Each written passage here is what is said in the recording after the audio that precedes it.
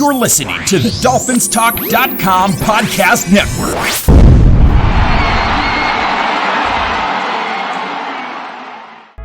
What's going on, ladies and gentlemen? It's another episode of That's Another Miami Dolphins First Down podcast with Steven Daniels and first down guest Josh Moser.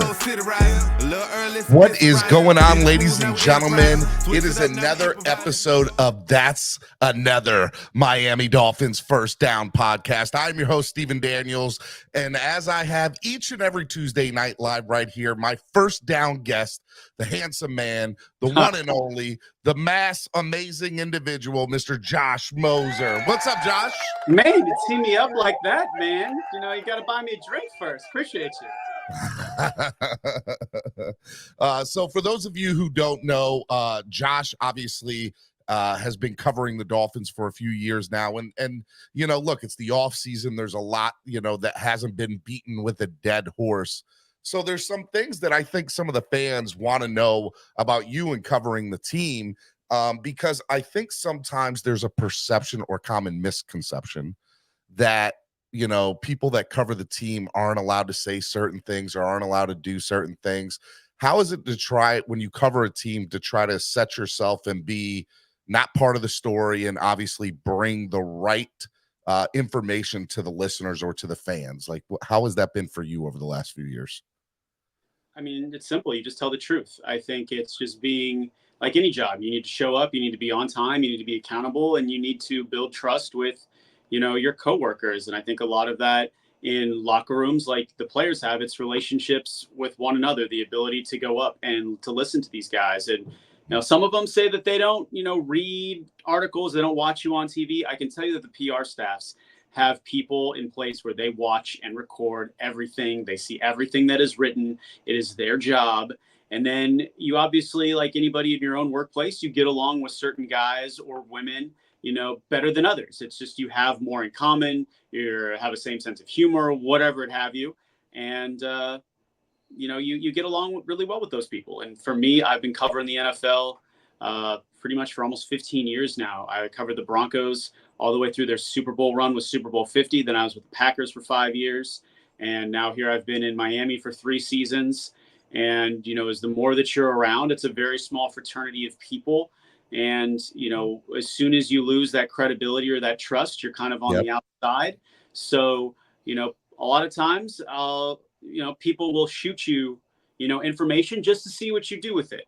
And, you know, it's all about being. What are you going to do with this information? Now, let me ask you, when you are making a story, or in the past when you have made a story, obviously it's a little bit different being behind the sports desk at WSVN, but, you know, if you're covering a team and you have to, you know, make a story, how is it when you are telling it like it is, and maybe the player that you might have some sort of relationships with, like, really, dude, you had to put me out there? And I'm like, I told the story as it was. Like, I didn't, you know, do you get what I'm saying? Like, what happens in those kind of scenarios?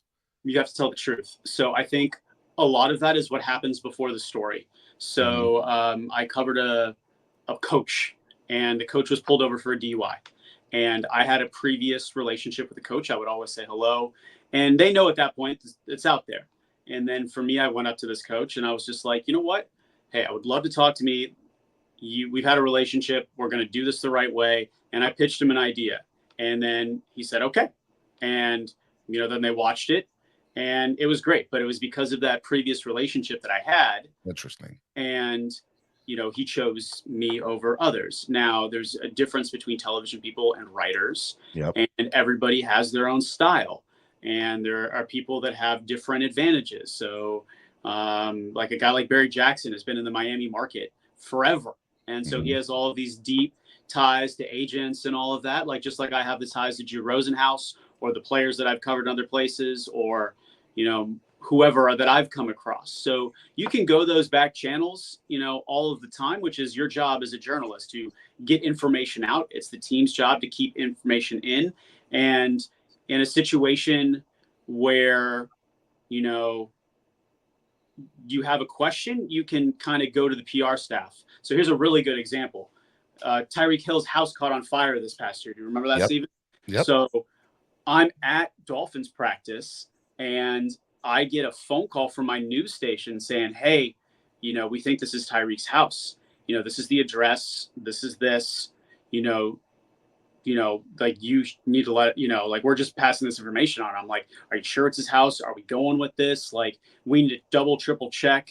And instead of just putting anything out, I immediately rang up Ann Noland, who's the, charge of PR for the Dolphins. She's the boss. And I messaged her and I'm like, hey, this is what the news station has. Let's handle this privately. It's like, I don't know if Tyreek knew.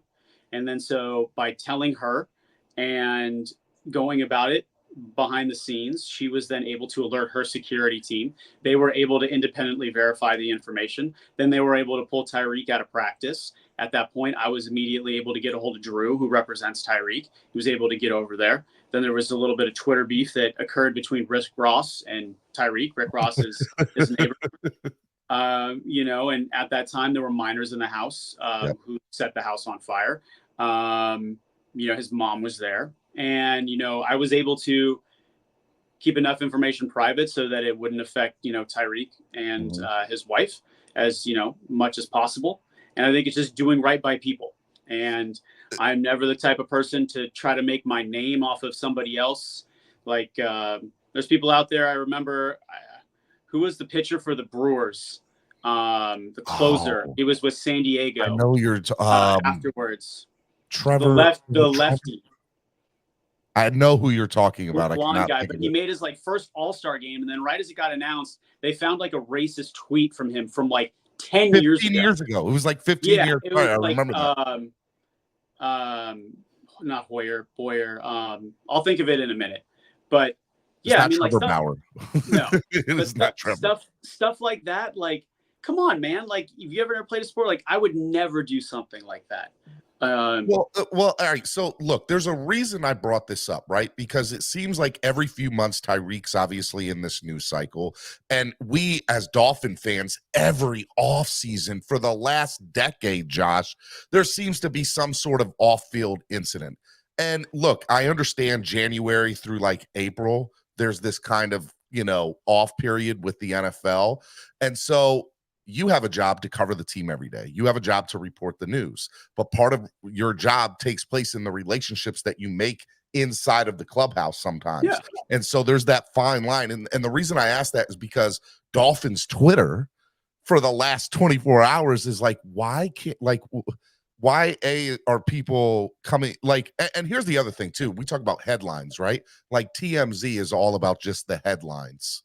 And they don't, and then you read the story and you're like, hold up, this is not what the headline says. It's clickbait. So I brought the conversation up because I think there's a common misconception of reporters, beat writers, YouTubers, right? People like myself, and how that kind of world coexists with relationships with the players and the team. It changes. Yeah, the pitcher, Josh Hader. That's it. You're right. Hader. But I believe if you scroll through Javon Holland's Twitter, it wasn't too long ago, maybe a week ago, he called out the fans you guys have no idea what you're talking about. Exactly. We had Jeff Wilson Jr. on the show that, we were able to get on here. And, he talked about, I don't listen to fans. And that's that's easier said than done, right? That's easier said than done. It is. But you have to do what works best for you as an individual. Braxton Berrios is another guy, and I'm not going to talk about his personal life, but the entire world is, he just wants to play football. So there's that element to it. There's a few players here from Miami that played with Russell Wilson in Seattle, and they're just we can't relate to the guy. He's in a completely different world than us. So what is, so where's that line? Where does that line exist, Josh? What is personal? And what is news? And is there a line, or is it all? In this day and age, I think everything is news. Everybody wants to know the behind the scenes. And look, if you look at my social media, I keep it all business related simply because it's my personal choice to keep my personal life private. And if there's something personal that I would like to bring up, I would like to be the one to do it. If you're a bad golfer, you would say. Yeah, then you find that out. But, catch me at the Pro-Am at the Live Golf Tour, so that'll be streamed. So people are going to find out. But every just so you guys know, watching, every time I text Josh and it's his off day, I'm like, "Where are you at?" At the golf course. At the golf yeah, course. hey man, when you live in South Florida, you better be on the golf course and you better be on the beach. You know, you Or on got a to boat. enjoy Or on a boat. on the boat. Yes. Yep. No, look, I think it was a fair conversation to have just because there's a lot of news cycles that happen this time It's of year, it's you just know? honesty, and sometimes it's hard as a journalist. Like you've got a lot of aggregators out there, and they're Yep. getting a lot more clicks than us, but they've built up this fan base, and people are able to relate to them. But Well, there used to be a time where you have to get something cited by 3 different sources. I feel correct. like now that's out the window. People don't care about that anymore. Yeah, but I mean, that's where credibility as a journalist differentiates you from a Twitter warrior or a Twitter journalist or an ex-journalist, whatever you want to refer to it as. Mhm. These men and women can say whatever they want and they face no repercussions. Are you telling me they would say the same thing if they had to stare that person in the face the No. next day No and work way. with them? No way. So, look, but I mean, everything serves a place, right? Like at the end of the day, what is the NFL? It is entertainment.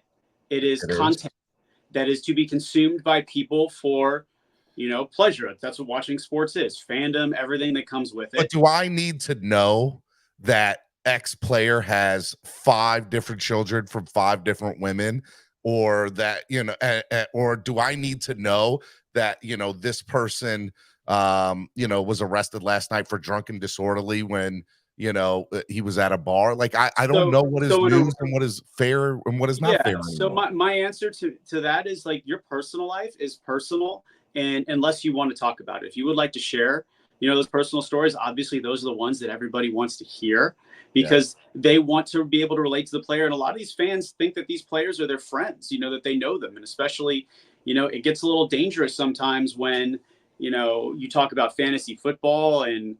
I've had a couple players come up to me and they're like, "Yeah, we had a couple situations where we needed security." I've had situations where I've needed security, and there are real lives, there are real people, Yeah. at the end of this, and we're all humans. But a friend of mine, we're going to probably have him on the show here soon, is MVS, the former Kansas City Chiefs receiver. I Yep. mean, when he was dropping passes, this man's getting death threats, and is that okay? In my opinion, No. absolutely not. No. And so, and a lot of times too, we're seeing, coaches and players break their own news. Like they don't need somebody like me Well, that's anymore. the other thing. So They that can was bring the it other on their part of this, platform. right? So now we got players have their own podcast, right? And Yeah. so I'll give you a fine example, right? I'm a huge mental health guy. I think mental health is big. My name is Spread Kindness, Positivity, and Love. That's part of my social media handle.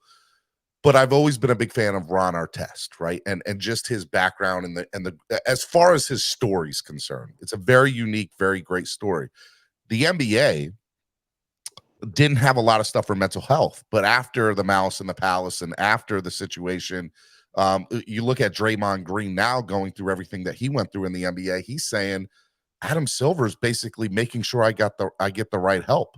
Mhm. 20 years ago when it was Ron Artest, it was he's a black guy on the league, he's horrible individual, X, Y, and Z. But Sure. now, and Ron would always say, I never had a chance to get my story out there. Well, now these players have an opportunity through Twitter, through Instagram, through podcasting. They can get their own side of the story out. Right. And I think that's, a positive of social media. And you look at, Raheem Mostert's got his own podcast, and it's, a way that you can control the message. When I was at USC, when Pete Carroll was there, he was really the first one to come up with this idea, and then he ran with it. And a friend of mine, Ben Malcolmson, has basically been with him his entire career in Seattle. And, he was kind of the right-hand man to keep him plugged in. And now we're seeing the NFL go to streaming services. We saw a first playoff game on Peacock, trying to bring in a new audience. So I think it's Amazon crucial. gets it this year. Amazon gets it this year too. Yeah, and now for me, I'm 37. I'm not great at TikTok, but there's a lot of fans that are relating to NFL players on TikTok. And we saw what K Fitz did with Tyreek before the NFL pulled his credentials. Yep. So it's about the NFL's realizing you need to reach a broad band of consumers. Obviously, the Taylor Swift effect, and you have to put your content where people are going to view it. We're seeing it in TV. No one's really watching the local news anymore. They're watching it on their phone. They're getting an alert. They're watching a streaming service where you don't have to watch commercials anymore. And my entire business is based off of selling commercials and advertising. So it's how do we pivot? How do we be involved with the trends? And I mean, if you look at the NFL, you just saw the salary cap just jump 13%, with over $30 million. That's insane, by the way, the jump that it had this year. And that's now a direct effect of marketing and media. Yeah, now you've got betting involved that's bringing in a lot of additional revenue wherever you stand on that, So I would say that this is the most interesting time in the NFL simply because of how it's being consumed, what's available, where you're getting it from, and then the personalities of the players where they can kind of, speak their minds and they can do whatever they want to do. But as a player, I also wouldn't want to live under a rock. No. When I lived in Green Bay, here's a great story. Aaron Rodgers had to sell his house in Green Bay because the homeowners association would not allow him to put up a fence and a gate in front of his front door. And that man had fans knocking on his front door. So he had to move. And can you blame the guy? Like, how ridiculous is that? To me, that is a ridiculous story. I mean, that man couldn't go to the grocery store. He'd get mocked. And then if you want to go further in Green Bay, if you're a good-looking young black man, the perception was, I think there was 98% white people in Green Bay, that people just assumed that you were a Packer player. Like, that's crazy that, that's the other side of it. It's totally weird when you go to different parts of the country, you cover a professional sports team and you see the realities of the outside world of covering that team. And you're exactly right. I've been to Green Bay. Let me tell you. Yeah. Yes, you are 100% correct in that number.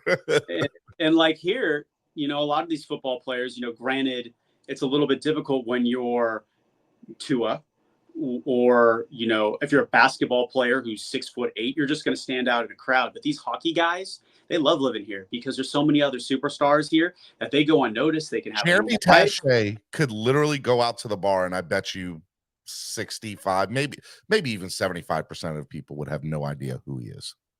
And I mean, it just depends on the lifestyle that you want to live and what you're comfortable with. A lot of people seek the lights, others don't. Others want to have a family. So it's really up to the individual. And now there's so many opportunities. But during the season, you saw it on Hard Knocks. We kind of got a little bit of a behind the scenes view. But it is very much about protecting the team, protecting the locker room. And, there's a lot that happens in locker rooms, and there's it needs to stay there. And those stories will come out once the players are done playing, and the fans will live for those stories. But that's when the players are able to talk about it. It's funny that you talk about different stories and things that are locker room sensitive, and when I say the word sensitive, I mean there's certain things that are just part of locker room culture, good, bad, or indifferent, right? Sure. So, for example, I'm a big NASCAR fan, wearing the Bubba Wallace stuff. I'm watching the race today. I'm watching the race on Sunday, and you can, for $4.99, you can buy this NASCAR pass to listen to the spotter and the driver talk to each other during the race. Mm-hmm. Bubba cusses out his spotter in the middle of him driving at however many miles an hour. You didn't get access to that a couple years ago. I say that because you go to Twitter and everybody's like, "Oh my God, I can't believe Bubba cussed out his spotter on the radio." You go listen to all the other spotters on the radio. A lot of them do it. And you translate that to the NFL, there were plenty of times that I've heard stories about Dan Marino cussing out people in the huddle and after the play. And it was just part of the locker room culture, but people didn't have the access that they had today. You didn't have mic'd up stuff that you had 25 years ago. Or if you did it, there was an NFL Films knew what they were allowed to put out and not allowed to put out. Like, imagine, I love Marshawn Lynch. I think the guy's great. But, after his career, you found out, he was taking, 1-2 shots of Hennessy before every game. Imagine if it got out when he was playing that this dude is drinking before a game. He would have been roasted, and there was nothing the league could have done to protect him. So, it is what it is. But I actually have a Dolphins question that I want to ask you, and I think this is a cool topic, is how would you grade Chris Greer's free agency class? Because in the beginning, fans and everybody was lighting him up. But now that this is taking shape, how do you feel? Well, it's kind of funny. I did a show on Clock Blockers and after Monday, and the title of the show was Black Monday. You know, it was bleak, right? It looked bleak. We didn't know what was going to happen. By Friday afternoon, we're like, okay, Chris Greer's doing something. And now we're sitting here and we're like, this is a pretty good free agency class. This is not bad. Like, I'm enjoying what, like, he had a plan. I'm not saying it was the plan I would have executed. I'm not saying I wouldn't have tried to retain a little bit harder Andrew Van Ginkel, Jerome Baker. But the fact of the matter is, Greer has a plan, and he's sticking to it, and he's executing to it. The other thing that I find very interesting, too, is I think we have about, $5 million in cap space right now. Man, just wait till that post-June 1st check clears, boy, because they're going to have $30 million, and they'll be able to go after more people. And so I don't think we're done. I don't think we're done. Yeah. And, I mean, look, you've got to pay your draft class. They have a draft pick in every round this year. This is their first full draft class that they've had in a long time. And then you're always wanting to go into the season because you can always sign somebody, like we've seen them pick up Melvin Ingram last couple of years. There's always money that you need to extend a player during the season. And, you know, they're in a good spot. And then if they re-sign Tua here to an extension, that'll create a lot more cap space because they're going to give them money up front. And then that's more flexibility. It's just, can Bradley Chum and Jalen Phillips return to who they were, and when can they do it? And if those two can come back, you know, I still think that this team is the favorite in the AFC East. I looking around the rest of free agency in the league or in the division, let's start in New England. They didn't do anything to help themselves in any way, shape, or form. They traded away Mac. The best thing they did was trade away Mac Jones. Like, seriously, I think that was the best thing. Yeah, we'll see what happens. But I mean, look, they've got the third overall pick, so it looks like they're probably going to take Drake May if he's there. We'll see if the guy from LSU is there. Jaden Daniels. Yep. So, they're going quarterback. Gerard Mayo has to go quarterback there, right? And then the Jets. I mean, they're the Jets. I just feel like every decision they make is the wrong one. Yeah, I mean, look, we'll see how healthy Aaron Rodgers can be. I mean, we saw what they were when he wasn't there. So, I mean, but they try to overpay for players and have been consistently denied. Tyreek, if I'm correct, Jets had a bigger contract. They did. And nope. And if I'm correct, there McCole Hardman, that whole situation gives such a black eye to that organization of the Jets, because he pretty much said, this is ridiculous the way they run their franchise there. And he wasn't even there a full season at that point. I mean, look at Dalvin Cook. Dalvin Cook could have gone anywhere he wanted. But it all changes when you don't have a quarterback. And that's it. Zach Wilson, baby. It's all about Zach. That was a miss, I loved him when he was banging MILFs. It seemed like he had an edge to him. People love the storyline. And then now all of a sudden, it changes and he has a bad game and everybody's like, forget this guy. You never existed. I don't care that you went to BYU. I don't care that you did this. That's the New York market though, right? Totally. But at the same time, you need a player. You need a player that can exist in that market. Rodgers like Buffalo or Green Bay or Cleveland. Like, you need players that want to be there, that are going to live there, and that will buy in. It's hard. Like, those are different markets. Like, you have to find a certain type of player. So, all right, let me ask you, from a salary cap and draft perspective and free agency, right? We address some issues. Yeah. There's two ways of thinking what we should do at 21. At Raylan Foster on Twitter, at Raylan Foster tweeted at us, and he goes, name at least one realistic wide receiver at pick 21 that could flourish right away in McDaniel's system. I just want to say, before you answer that, if the Dolphins draft a wide receiver at 21, I will lose my mind. Exactly. This is a very, very deep draft class at wide receiver. To me, there's no reason to even think about a wide receiver. You have so many other team needs. To me, I love the center out of Oregon. And if he is there, I would almost consider trading up to get him, because then you can move Brewer over. You could move Liam over. It gives you all that versatility, because you do have to replace Rob Hunt. Now, right now, this team signed like 4 defensive tackles. Are they Christian Wilkins? No. But Did they moneyball this thing? Absolutely. And can they find an impact big guy that can move? We'll see who's there in the Do draft. I care how he gets on base, Josh? No, I know you No, don't. you do not. You do not care how he gets on base. You just hope that he stays healthy and that he causes havoc. That's all that you can hope. But I mean, if you want to talk about wide receivers, you've obviously got Tyreek and Waddle.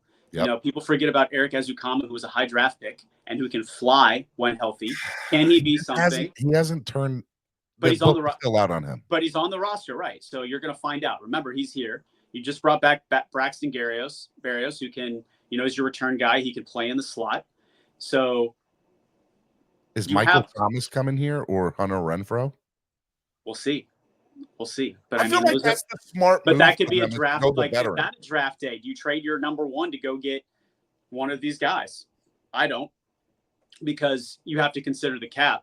But once the money from Xavier Howard clears, I think you're going to have a lot more room. And then there's only two acceptable answers at 21: an offensive lineman or trading back and grabbing more trade assets.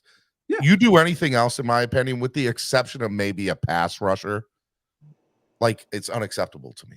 I mean, you forget, you just signed Jonnu Smith, and Jonnu Smith had the most yards after catch average of any tight end in the league. The other tight end that was hurt with the Chiefs, Tyreek Hill loves him, raves about him. You got him for a bargain. You still have Durham Smythe, who's a solid player. And then you still have Julian Hill, who was a great find, diamond in the rough. And if he can turn into something. Daniel still likes him a lot. Yeah. I mean, you have pieces. And then, so remember, you still have Achane, you still have Mostert, you still have Wilson. So what about a power back? You think that's free agency? Or Chris Brooks can do it. It's just a matter of, if they're going to give him an opportunity. I mean, he is that piece, and he's on the roster. So we'll see what happens. But you always talk and you hear from GMs, year 2 to year 3 is the biggest jump. So you have to have these guys take a jump, and you need Brooks to take a jump. You need Cam Smith to take a jump. You need Channing Tindall to find the field. You need these people to start contributing. And if not, you've got all of these rotational guys that are in there. And then you hope that one of them can pop off and have like an Andrew Van Ginkel year. Like he really shined last year, and then he got paid for it. He did. He definitely got paid. He could be special. You hope that Nick Needham can come back healthy and play. And you hope that Cater, who regressed after a great rookie season, can come back and play. I have no inside information on this, but I have to think that Nick Needham had a conversation with Greer and/or Anthony Weaver, or a combination of both, and basically said, "You look, last year when Fangio was here, I got 2 to 3 snaps a game. I can't be effective for you guys if I'm only playing 2 to 3 snaps a game." Sure. And the year prior, he was one of the top nickel corners in all of the NFL, if not maybe the best nickel corner in the NFL, right? I don't think I'm exaggerating saying that. And I know he had offers from other places. So they had to have said, yes, we're going to utilize you. You will be more utilized in this defense under Anthony Weaver. That had to have been said. Of course. And I think that was a reason why he chose to stay. And, we'll find out. But look, I mean, is this roster better than it was at the end of the season? Look, you can't replace Christian Wilkins. So you're going to have to figure out what to do. What about there. In the aggregate, the way you said? Does a Correct, combination of 4 of those guys work? Is Fuller an upgrade over Xavier Howard on paper? 100%. 100%. So. Is Brooks an upgrade over Jerome Baker? I think so. He's younger. I think they cancel each other out. But that was a good move. If Shaq Barrett similar to Andrew Van Ginkel? Yeah, 100%. So, Aaron, you spell it Aaron, but it's pronounced Aaron Brewer. Aaron. Yeah, what can he be? Aaron, great skit. But if you look at it collectively, this team is kind of like right back where they were with a lot less salary cap. And now you add Jonnu Smith. They didn't have a weapon like that. So, I think this team is right there in the mix. I think the Bills lost a lot, and we'll see. And then it's whatever, we'll find out what the Jets can do. But that AFC North, as we've talked about, is a gauntlet. and you just hope that they can beat up on each other, and then you just hope that the Dolphins can stay healthy, and they should be right back there in the playoffs. And let's hope, first time in 24 years, that we get a playoff win. I would love to see a playoff win. It would be a lot of fun, and I know you would have a lot of fun covering one. I'm sure it would be a lot of fun to cover a South Florida playoff. Oh yeah, I mean, shoot, we was on the road last year with the Heat, was on the road last year with the Panthers. Saw Messi win the Gold Cup, or the League's Cup, which means nothing, but it's the playoffs is different. But I mean, this team's got a taste. There's no more excuses. Tyreek Hill said that. I mean, they've been there. They know what it's like. Tua experienced his first playoff game. They just put themselves in a bad position seeing the Chiefs when they did. It all goes back to that Titans game, and then you don't even have to play anybody against the Bills in Week 18. But it is what it is, and I think this team is there. And I mean, they know that it's kind of a rebuilding year, but this is the time. Stephen Ross is getting older. He'll spend the money. I wouldn't be surprised if we get this Tua thing done before the start of the season. And, you just hope again that Bradley Chubb and Jalen Phillips can be back to what they were. Hey, real quick, that's the last thing we'll talk about real quick, because that news, there's rumors. They might be on the field. It's a report. Yeah, Chris Perkins is good. I mean, look, I've talked to both Bradley. I've talked to Jalen. I just saw Jalen. And, they're working. And there are recovery modalities that will speed up the recovery process. And you can use laser therapy, which that's how Adrian Peterson got back from the ACL in 6 months. There are peptides that a lot of people take, that are allowed by the league in recovery. A lot of fighters use them in MMA to get healthy in between fights. It's called BP-157 is a specific peptide that is, very commonly used. So there are a lot of things at their disposal, and they're working. And, Jalen's playing for a contract. He was a first-round pick. He's on the same deal as Waddle. They're going into year 4 with an opportunity to get an extension or be, have their 5th-year option picked up. And, and Bradley got the $100 million deal. And so, arguably he was having his best season as a pro before he tore his ACL. So if these guys can get back, and now you have an upgraded, middle linebacking core, and if they can get a body or two up front and they stay healthy on the back end, this defense should have enough. And then with Tua and Tyreek and the number 1 offense in the NFL, you think that you should be able to score more points than the other team. And that's really all you have to do. All right. Well, look, what do you got coming up? Where can the people find Josh Moser? We got owners meetings actually in Orlando coming up this next weekend. So I will be there Monday morning. I'll be there Sunday night and Monday morning next week. So we can talk about that on next week's show. And now we're kind of down the home stretch here of the regular season for both the Heat and the Panthers. Obviously, it was just Selection Sunday. So we've got a lot of college basketball happening. And, we got Marlins opening day coming up on the 28th. It's flying by. So it's coming South quick. Florida sports keeping me busy. No doubt about that. Ladies and gentlemen, make sure you guys go follow Josh Moser at the Mose Knows, because look, he knows everything. Okay, so make sure you guys check him out. You guys can follow me at Stephen D SKPL. Spread kindness, positivity, and love. We are here each and every Tuesday night right here on Dolphins Talk. Make sure you guys hit the like button, subscribe. Until the next time, we'll see you on That's Another Miami Dolphins First Down. Yeah.